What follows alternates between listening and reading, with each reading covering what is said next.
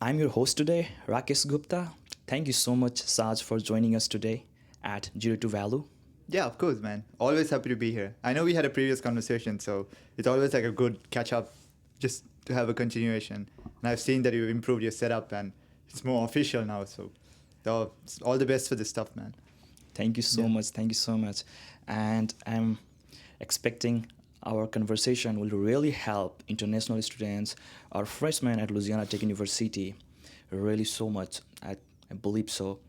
Because in our last conversation, the points that you mentioned about four resources, that's so helpful. Yeah. Remember Yeah. professors, mentors, Yeah. career center, Right. and Tech Point. Tech Point. Yeah. Yes. Yeah. Yeah. It's Okay. it's almost like a DNA of success, is what I would say. And it always starts with mentorship. I feel like if you have mentors in any field, they're the people who are going to guide you towards success. So I'm glad I included mentorship in those four options that I mentioned last time. Yeah. Yeah. Okay, could you introduce yourself to our audience? Yeah. Where are you from? And Sure. So my name is Sajeevan Nallanathan, but most people go by Saj just because it's easy over here. Um, I I think I came to US back in 2017 actually. Got my undergrad in chemical engineering with a minor in finance, and somewhere down in that path within school, about 1 year of internship, and then transitioned into the workforce. Worked for a small business for about 3 years, and then transitioned back into my master's, and I'm almost done with my master's now. And that's been my educational and work journey so far here in the US. great. Yeah. How are you feeling after completing your undergrad and now you're pursuing a grad in United States? What I would say is, so when you first come to the US, there are a lot of things you're trying to learn and adapt to, which makes it a little bit more difficult, right? Because your main focus should be education, but somehow everything else gets in the way. And that is why sometimes when you're pursuing your undergrad, things may seem a bit more challenging. But once you get through that phase and you start working and you're settled in this country for a little bit, when you start your grad school, then it becomes more straightforward. You're well equipped, well prepared. You're more seasoned, and you're ready for the challenges. So everything's just laid back and more relaxed. And just, you know the step process. You don't have to figure things out again. So Yeah, it's more easier. yeah, more laid back, more easier, more relaxed. That's what I would say. That's my opinion, and it may differ from the person And to more person. stress free. Yep. That's true. So you mentioned that you are more stress free than your undergrad life. Yeah. Why so? It's because you are already in the United States, or it is because you already completed your undergrad and now grad life makes it easier. Yeah, I would say it's because this is not alien waters anymore. So I'm not figuring things out for the first time anymore. Have you heard of practice makes perfect? Yes. So when you start something, you're going to make a lot of mistakes. But when you're used to it, you don't make those mistakes again. So the learning curve, the past 5-6 years, was more than enough to not make those mistakes again. So that's why I'm more laid back and relaxed then. Just I know what to expect. And yeah, everything was made easier for me by the circumstances. Why I say that is, I don't like to take credit for myself. A lot of the reasons as to why I am here where I am right now is because of the cumulative effort of everybody around me, starting from my parents to my friends to my spiritual mentor. So all of their teachings is what makes me, right? And then my own life is where I learn and put my experiences through those lens of teachings that they've passed down and make the right choices, right? So it's just that I was blessed enough to have very good people guiding me throughout. So that made me more accustomed to dealing with these situations in a much better way. Yeah. So it's a cumulative effect. All of it added up. It's not just one particular thing. Yep. So in anyone success, any individual success, it's not just him or her, but their parents, friends. There are many other who are behind the scene Yes. in in their successful life. Yes, 100%. Yeah, I believe too. Because, when you, in your journey of life, you will meet with a lot of people. Right. Some will help you, some will drag you down. Mm-hmm. But parents, friends, teachers, they really help us to go through the life. Sometimes you will struggle a lot and you need someone who can motivate you, who can show you the right path, or Right. just be with you during that time. Right. So in your life, in your academic life, do you have any time where you felt so stuck in your life and you feel like, oh, now I cannot go further, I have to quit?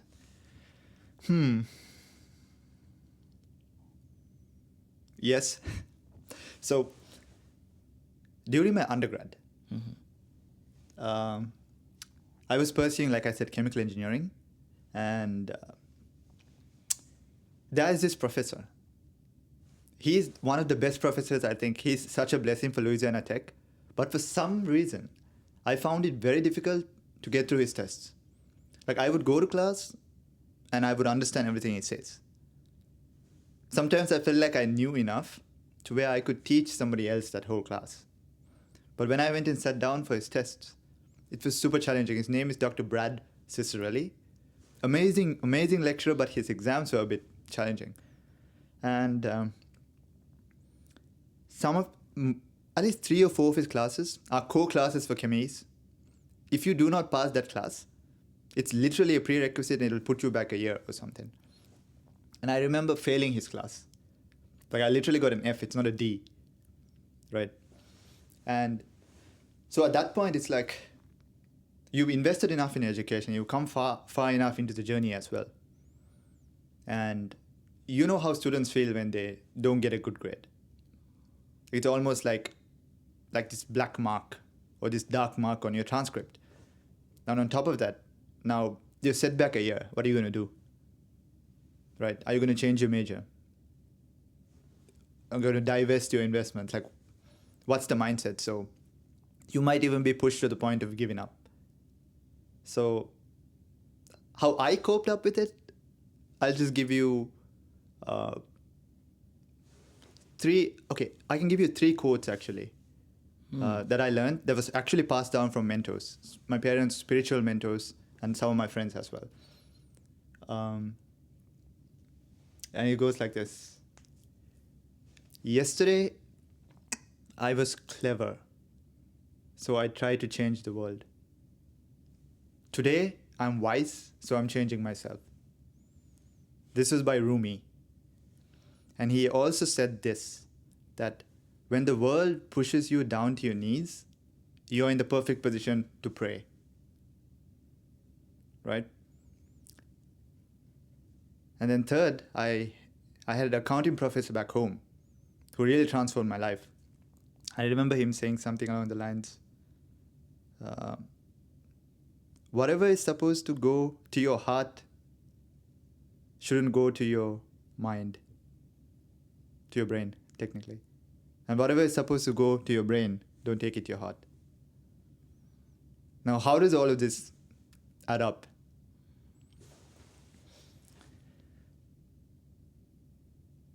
Meaning, you can't change the circumstances you're in. Right. You can change your response to those circumstances. So a lot of these changes start with you, number 1. Number 2, have an external support. It can be friends, it can be your spiritual mentor, it can be God.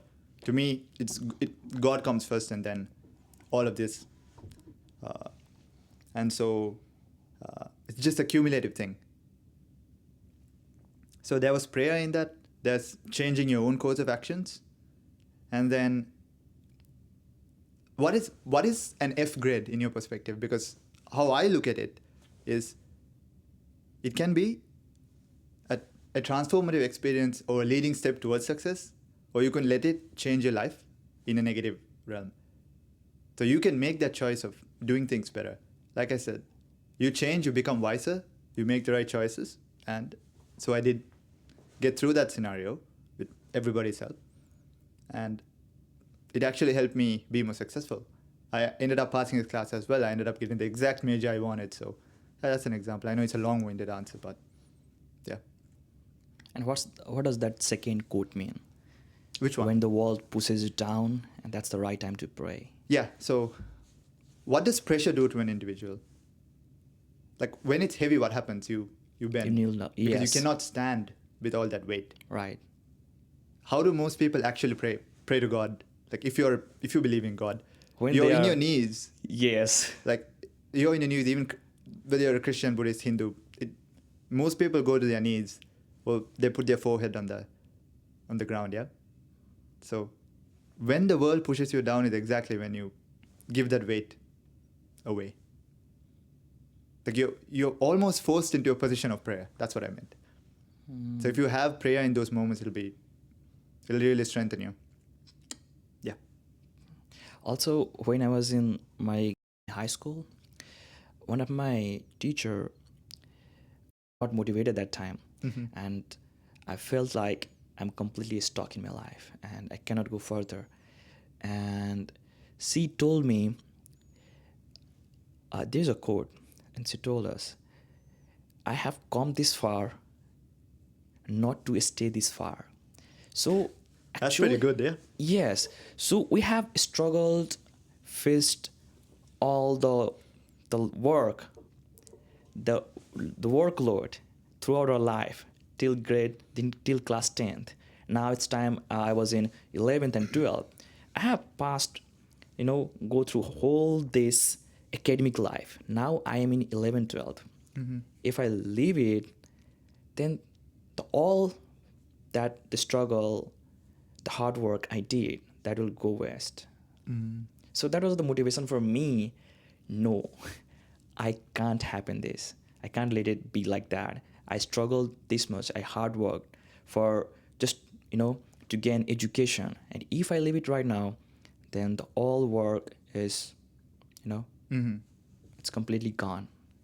So that was one of the thing that keep me motivated. Yeah. We have come this far, not to stay this far. Yeah. Exactly. Rough times usually makes you wiser, stronger, more kind, more Yeah. ready. So yeah. Yeah, that's right. That's right. So what would you suggest someone failing in undergrad life and they're struggling? I would say your grades don't define you. Your grades is a part of your life. It's not your life. Right? Some of the best professors that shaped me, especially in my high school, a lot of them motivated us and eased us by the fact that our grades don't always define everything. Yeah. So don't let that weigh you down so much. It may be just a redirection towards exactly what you're supposed to do. And nobody is going to fail at everything. You just may be in the wrong field. You might be doing the wrong thing. You just never know. Okay, Saj, so I want to ask you. So you have completed your undergrad Yes. and you are pursuing your master now. Yes. So there was one of my friend. He was in class 8. Okay. Okay.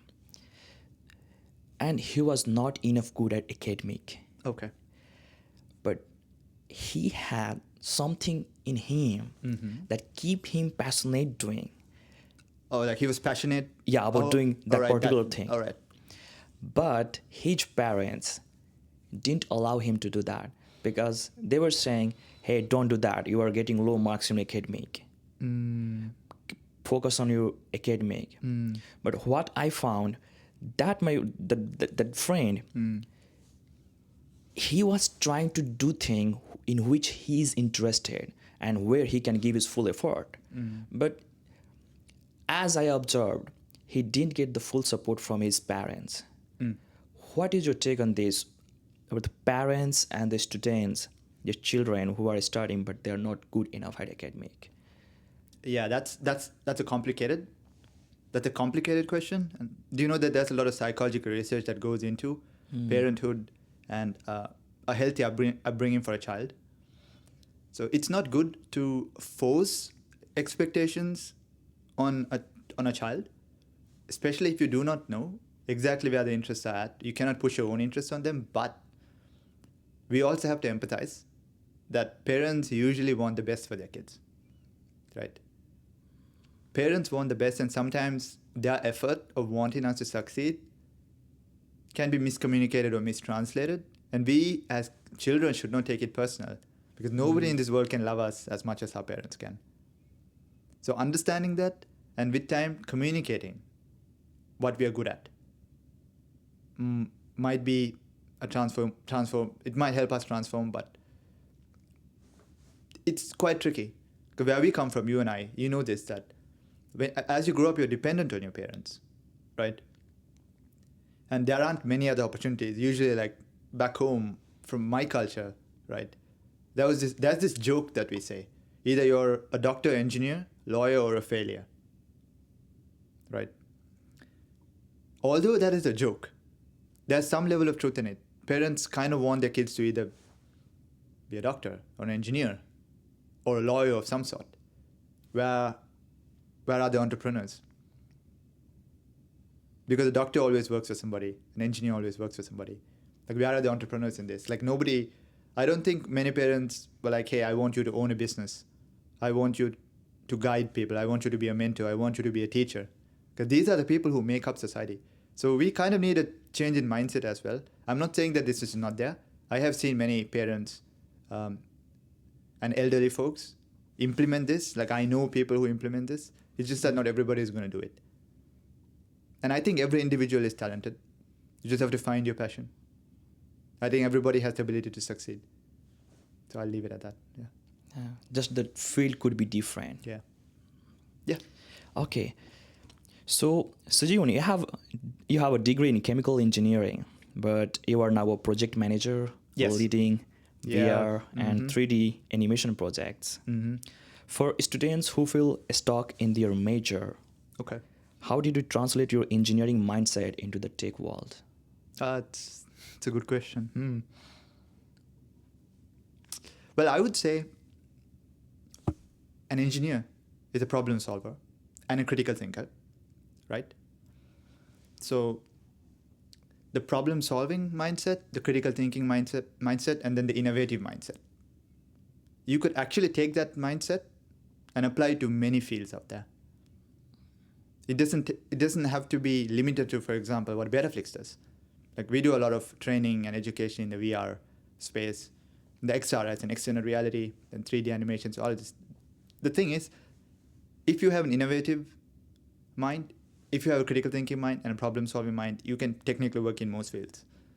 So engineers are trained to do that, and therefore it helped me in my job to the point where it drove me, and I have a twin brother, into project management. We both are in that field, and I think our engineering background, as well as our business background, we both got a minor in finance. So that really helped us to have that balance in between problem solving and people management. So, yeah.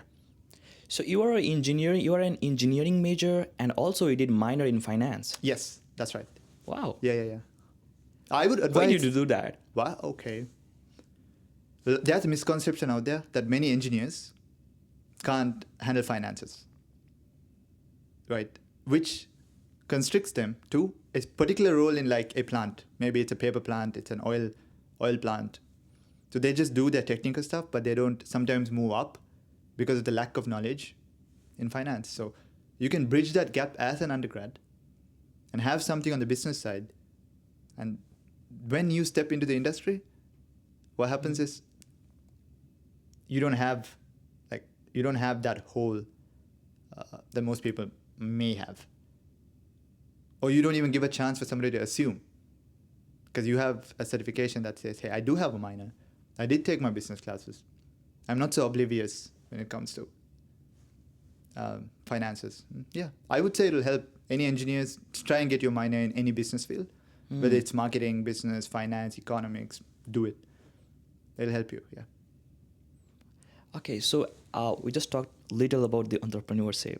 Entrepreneurship, yeah. So do you think anyone who is majoring in engineering, and if they take finance or any short business major, they do minor in that, will that help them? Suppose later they got some idea and they want to implement in real life and do some business. Will Right. that major help them to grow in that field? I think you meant the minor, right? Yes. Yeah. The minor would 100% help them. Hmm. It will 100% help them because what happens is if you're only an engineer, you're surrounded by engineers. So you have people who think alike. The moment you take a minor, then you're surrounded by people who don't think like you because you're around business students. Right. So you are exposed to this whole aspect of work culture in school by surrounding yourself with people who do not think alike and you work together with them. That'll help you manage people better when you move forward. It's just the interpersonal skills alone would be a differentiating factor. So yeah. Hmm. So majoring in one degree and having some mixed background would really help an individual Yeah. to succeed in their life. Yep. I would say so. Yeah. Yeah, that's great. I believe so. Uh, I also want to do minor. I'm also an undergrad student in computer science, so I have some idea. Currently, I'm working on a rideshare service, and I believe if I would have some business knowledge, then it would be pretty fast. I can, understand the process, how to do that, what to do that.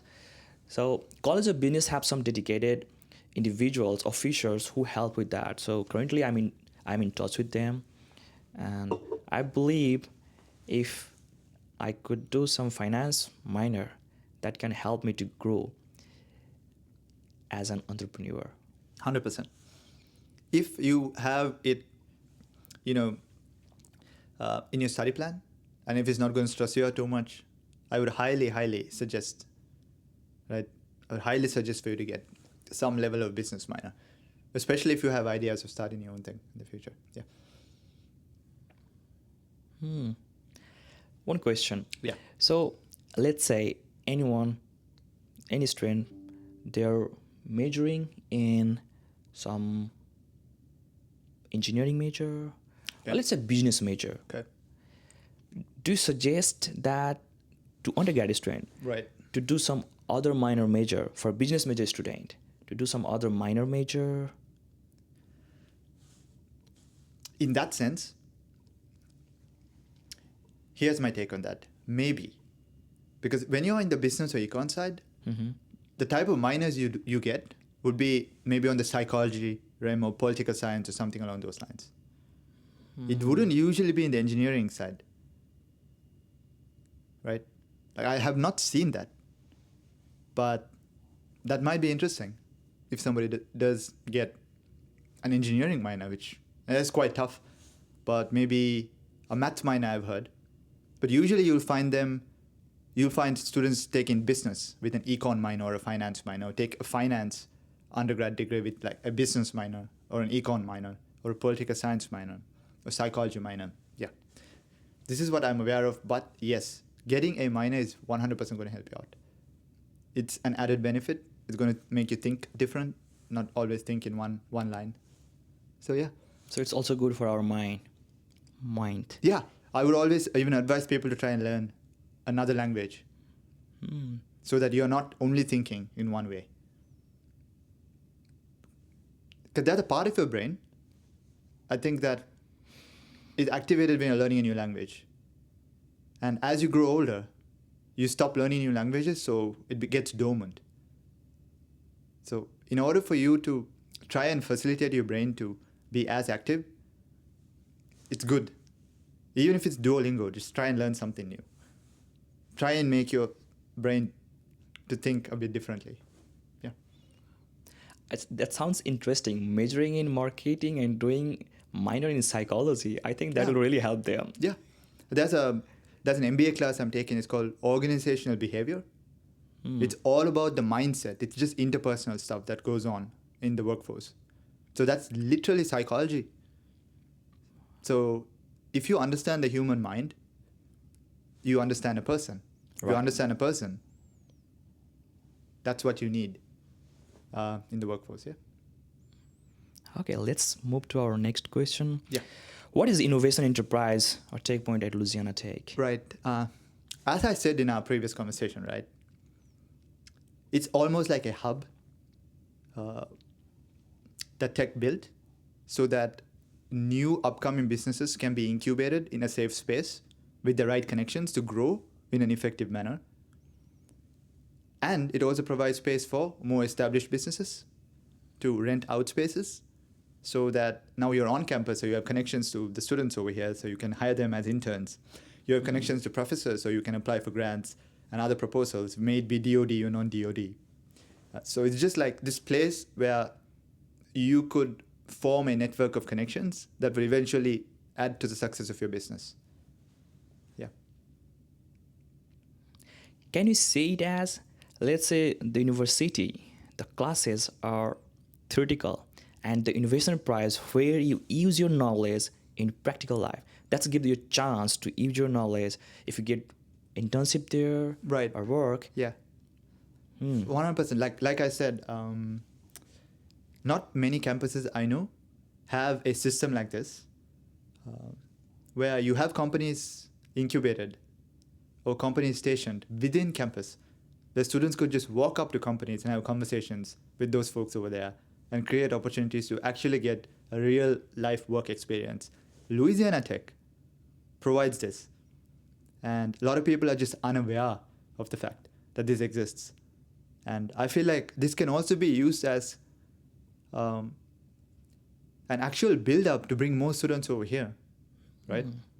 So they get to experience this. 'Cause a lot of international students, as far as I know, they do not get work experience or are in contact with people who in the industry, right? You have this on campus, so like I would say don't miss it out. Don't miss out on this chance. Like this should be advertised is what I think. Yeah, that's really helpful for a student who wants some exposure to the real world, how it works. Last time, I think there was a company, Freshno, or I forgot the name, but they came and they were introducing themselves about the internship opportunities. So yeah, it's good for the students who keep exploring the opportunities on campus. Right. They need to keep exploring what are the opportunities for them, what are the resources for them. Agreed. Yep. Yeah. Okay. So how did Take Pointe's physical space on campus help you move from being a student with a major to a professional with an internship?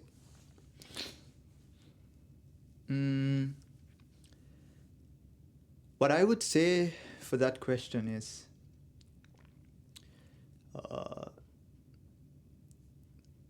that's just how naturally life plays out for most people. Many students, when they transition to the workforce, it's almost like a square one scene. You have to observe as much as you can, learn and grow. There's this famous quote that goes around that you have 2 ears, 1 mouth. What it means is you listen more and you speak less. So listen as much as you can and learn from the people who have more experiences. Yeah. And be understanding. That's how you do.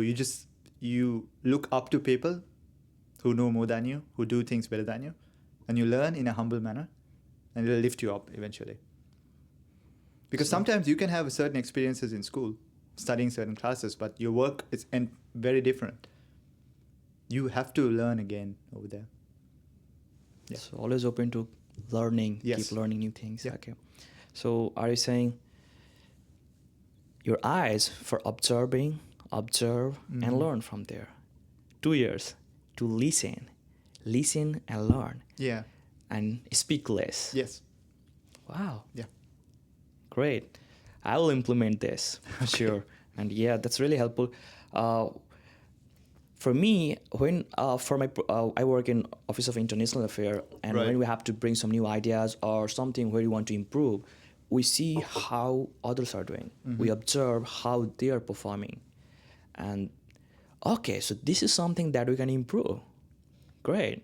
So it helps to bring some new ideas so that we can make more effective in our project.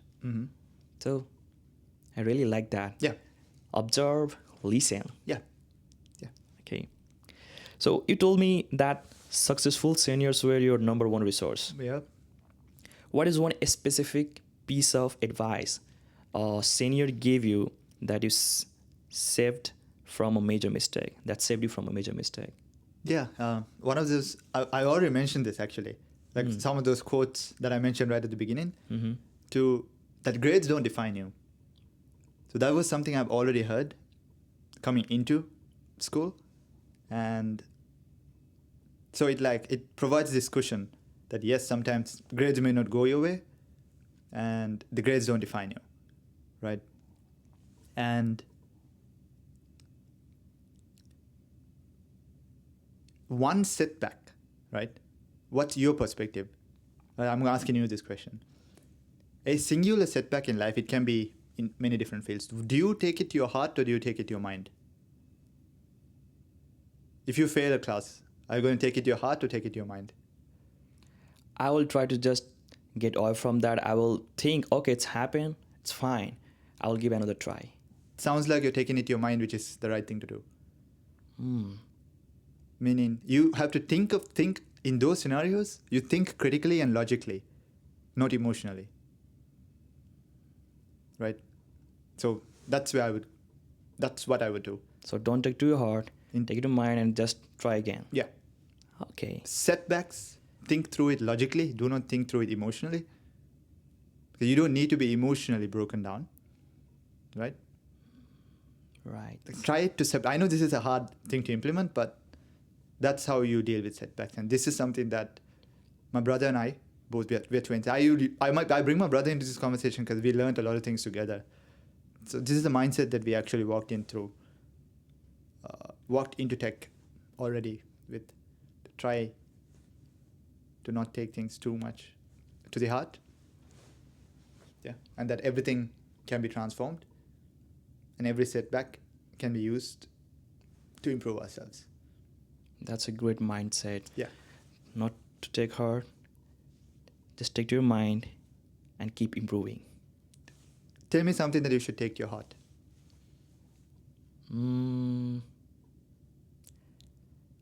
For me, I think we should not take anything to our heart.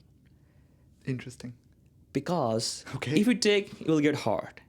Okay. So simple, analyze the situation. And if you need to improve yourself. And if you think you don't need to be in that particular situation, just go away from that. Okay. So you're basically applying logic to most scenarios. Okay. Yes. I would say friendship, family. You give from your heart. Interpersonal. When it comes to interpersonal relationships, try and let your heart be the driving factor. That's something that has helped me a lot. So in friendship, in families, with our relatives, we should use our heart. Yeah. Yeah. Let heart be your driving factor because they would genuinely feel your care, your love, and all that. Yeah. I told in that sense, let's say our families or friends said something to us bad. Okay. Just don't take it to heart. They are ours, so just forget it and keep maintaining the relationship. Right. Okay. Yeah. That's a good one. Okay, let's talk about the BetaFlix. BetaFlix focuses on multimodal learning, Right. visual, audio, and hands-on. Mm-hmm. In your medical coding project, why Oh. is virtual reality better than a traditional textbook for training professionals? First off, I like the fact that you already know what BetaFlix does, and you're also quoting one of the projects that I led, which is very interesting. Yeah, I saw on your LinkedIn. Okay, I see. So the med coding project is a grant that we won through HRSA, the Health Resource Service Administration, I believe is how it goes.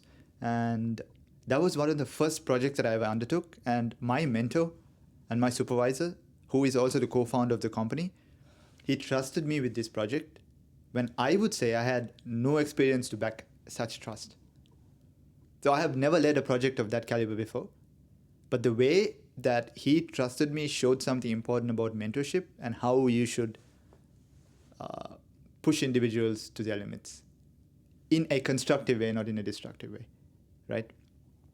So, like I said before, we have a problem-solving mindset, a critical thinking mindset, right, as engineers. So you take that over there, and the financial background for me helped. The fact that because these are big budgeted products, you've got to handle money and distribute it to where you can bring out the best. and there's a timeline. You just hit the timelines and make sure that the objectives are delivered. And we partnered with, I think, Louisiana Tech University and the Bourgeois Parish Community College, BIPSI, to conduct some classes over here, to make content for those classes, but also to work with rural hospitals and implement VR into their education. So a lot of their staff members can get that first-hand experience of how to deal with patients before they actually deal with patients in a virtual environment. Yeah. I recently talked with one of a PhD student, and I was talking about this virtual environment. Right. So I think if I'm right, it helps you deduce the mistake that you would do in real life. Yep. So first, practice, see how it works Right. in the virtual environment. And then if it finally works, okay, now we can implement this logic, this formula to the real world. Yeah, that's absolutely true, 100%. We do memory retention and reduction of error and familiarity. That's the whole point. It is to make you as well prepared when you actually have to do it. It does not replace anything. It only prepares you better for the actual thing. So you can make 1,000 mistakes in the virtual world, so you could save that one mistake in the real world. Yeah. That sounds so interesting. Yeah. Amazing thing. Okay, let's move to the next question. How did you prepare your resume when you had to apply for the internship? So when I did my minor in finance, right, I had this professor. He's actually a professor at the College of Business. He teaches finance, and he leads the Student Managed Investment Fund, which is a group of students along with this professor. They are trusted with a lot of money. I think it's over $1 million. We are the board of directors from like Chase and Origins. I forget exactly. That's Argent as well, Argent Financials that handle all that money. They would entrust this group to invest in stocks and bonds. So with a finance minor being the prerequisite, I was able to get into this group with Dr. McCumber. That's his name, Dr. William McCumber. Amazing mentor, amazing professor. He taught me so much about the real world before I stepped into the real world, right? He is a guy who was like, Saj, give me your resume. I'll change it up and send it back to you. So he was a professor who personally involved himself in our lives and made changes to all of our lives so that we could be better people. So the credit, I would give the credit to Dr. McCumber because he's the one who helped me out with my first resume build. Yeah. So that's why you mentioned your 4 resources. Yeah. Connection with professor is very important. Yep. I have seen also with my experience, if you perform well, if you reach out to professor, if you show your good performance, Right. you will get a very good guidance from professor. So when I was struggling with my academic, I reached out to my professor. Hey, could you please guide me? I'm really struggling with this class. And he's like, okay, Rakesh, you can come to my office. Tell me what I can do for you. He told me, tell me what I can do for you. That, that motivated me a lot. Okay, someone is behind me. He will help with me, with my academic, with my classes. So that was so supportive and thoughtful of that professor. I really appreciate that, how helpful environment in our professors. Yeah. Agreed. Yeah. Yeah. One more thing. Yeah. One of my friend, she's a really good student and I would say best. She performs very well in her academic and she's doing pretty good. And professor himself, he reached out and offered some good opportunities. I think research opportunities. Right. So I believe it's very good for students who are in university. Right. Go ahead, make a good connection with professor, show your good performance in class. Yeah. And there's a high chance that it'll go far. No, agreed. Yeah. Professors are always there to help you guys out, but students should also make a few steps. Right. Right. You can't just stay silent. You have to make some sort of action steps and establish a good connection with the professors because your professors have connection with the industry. They will help you out if you help yourself. So how do you think, how was your performance in your finance class in William McCumber? Oh, dude. Like, that is not a class, that's a job, actually. Job? Yeah, because the finance classes, to me, I loved it, right? So all of my classes in my minor, I did really well in it, and I also loved what I learned. But the student managed investment fund, which is only a 1 credit class hour, but it's not, to me, that's an actual job. The first day I walked into that class, like, you get, in a college of business, you have the stock exchange room, and you get like all of the stocks live in front of you in big screens all around you, right? And then you get this professor who's walking in, and he's like, hey, so the moment I walk in, this is not a class anymore, it's a real job. And we get directly to work, right? So that is the kind of experiences you can gain that's out there that people should be made more aware of. It's a complete resume builder, it's a complete life builder, it's amazing, yeah. It feels you have a really great undergraduate experience. I would say yes, I was blessed. I know obviously it's a struggle too, not just the good part, but No, I would say I was actually blessed a lot, right?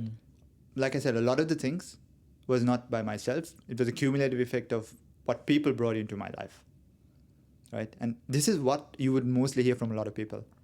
Not just me, I feel like even your life is blessed. Even your undergrad so far has been blessed. Without you being here, without everybody pushing you, you wouldn't even do what you're doing. So everybody has their own unique story. And I think just your undergrad is a great experience, especially at Louisiana Tech. Yeah, I have biases because, I'm an alumni. yeah. I would say this is one of the best schools with some of the best people I've ever met in my life. So, Can you tell me how was your experience as an undergrad life? So you mentioned your family, friends, environment are helpful in your successful life. Yeah. So your parents weren't here. You may able to contact them, through social media. But how was your life when you were here in your undergrad life? Very busy, working a lot, studying a lot, trying to figure things out, right? And what really helped me over here, you might have the same thing. When you're away from your parents, you don't want to stress them out. So if you're going through something, you would not reach out to them about it. You usually take care of things by yourself. Yeah, it happens. You understand. We did the same thing. And the two things that really stood by me and my brother both, number one is my spiritual mentor back home. Right? I met a mentor. He's actually from India, right? And his name is Jalil Muhyiddin, right? And his son, Abdur Rahim Shishti. These two individuals stood by us through thick and thin, but even there for us in situations that we could not share directly with our parents. I would say if not for them, I would be a lost cause, number one. Number two, my friendships. Somehow, right? And this is a blessing. This is a blessing that God really did give us very, very good friends that actually wished well for us and guided us through and through. So that's my answer. Wow. Yeah. So we should step out, make some friends, good friends, and that might help us to, a lot of students stay lonely, stay in their apartment, they don't get out. And I think they are the one who feel quite lonely and they don't make themselves interaction with the community in class. I've seen few students, but I always encourage them, hey, step out, Right. make some friends, Yeah. know the culture. Agreed, yeah. Okay, one very important and almost the last question. If you could go back to your first day and give yourself one piece of advice about the future of work in 2026, what would it be?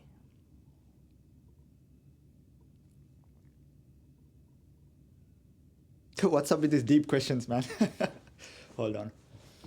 I would say that everything is going to be all right. Everything is going to be okay. Trust in the words of your mentors. Trust in the values of your upbringing, your parents brought you up with, and trust in yourself, and most importantly, trust in God. Just keep moving forward, keep learning.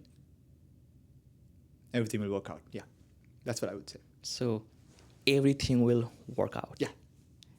Yeah, I think it just remind me about the Steve Jobs, who told during his speech, when you look at your past and when you connect the dots, That you makes feel- sense. you feel, okay, so this is what was happening. Yeah. But at the present, you won't feel, Yep. so everything will work out. Yep. Yep. Yep. Correct. So 'Cause don't. the future gives you anxiety. Hmm. The past gives you depression, especially if you have a negative perspective. If you have a negative perspective of the past, gives you depression. A negative perspective of the future gives you anxiety. And it completely takes away the present from your life, right? But like flip that a little bit. A positive future of the past, a positive perspective of the past. What does that give you? Gratitude. Right. A positive perspective of the future. What does that give you? Excitement. Meaning you're looking forward to it. Mm-hmm. And it keeps you rooted in your present. So it's just the mindset should shift from negative to positive. And yes, Steve Jobs said you can only connect the dots backwards, which is right. You don't know what's ahead. So think positive anyway. Yeah. So think positive. Everything gonna work out. Yeah. Don't stress. Yeah. Awesome. Okay, I will like to stop here. Awesome. Yeah. Okay. It was, Thank you.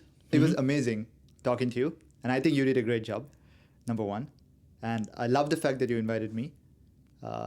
And I appreciate the time, man. Yeah.